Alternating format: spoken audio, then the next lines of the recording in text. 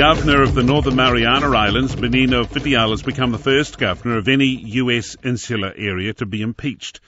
The territory's legislature charged him with 18 counts of corruption, felony and neglect of duty. Jamie Tahana reports. Benigno Fitial survived a first impeachment bid last year because he had substantial support in the 20-member legislature. But our correspondent in CNMI, Mark Rabago, says that in elections that followed the bid, representatives were elected who had campaigned on impeaching the governor. Back in November 2012, there was an election, and almost all of the allies of Fitial lost in the election. Governor Fitial was impeached on 18 charges of corruption, felony and neglect of duty, becoming the first governor of any US insular area to be impeached.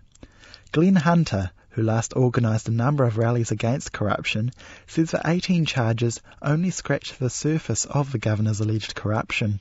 It's been 7 years of a myriad of different offences. What the legislature has done is they went ahead and pulled out the 18 most serious offences. They listed them out as the 18 articles of impeachment. And those offences range from taking out a federal prisoner to give him a personal massage, all the way up to some of the latest ones, which would be providing an armed escort to a fleeing attorney general. Anywhere in between those two incidences, there have been so many more.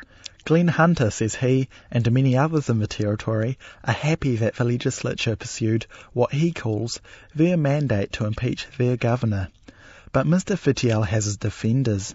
A former governor, Froilan Tenorio, said the release of a prison inmate to massage the governor in the middle of the night was beneficial to the Commonwealth. He told the House of Representatives that Mr. Fitial wouldn't have been able to perform his duties to the best of his ability if he was constantly distracted by back pain. Some members siding with Mr. Fitial argued the charges were laid to punish the governor for decisions made by other public officials. They also say the politics surrounding the impeachment proceedings were distracting people from the more serious issues affecting the CNMI, namely the ailing economy. But Glen Hunter disagrees. We've all heard that same argument. Some people have come forward saying removing the governor wouldn't be a good thing for the economy. The truth is, those allegations, along with so many other allegations, are direct reasons for why the economy is in the situation it's in today. The impeachment proceedings will now move to the 9-member Senate, where a trial will be held. Mr. Fitial will have the opportunity to defend himself in the trial, something he has not done yet, despite multiple interview requests from Radio New Zealand International and other media. Meanwhile, our correspondent, Mark Rabago, says the trial could be slow.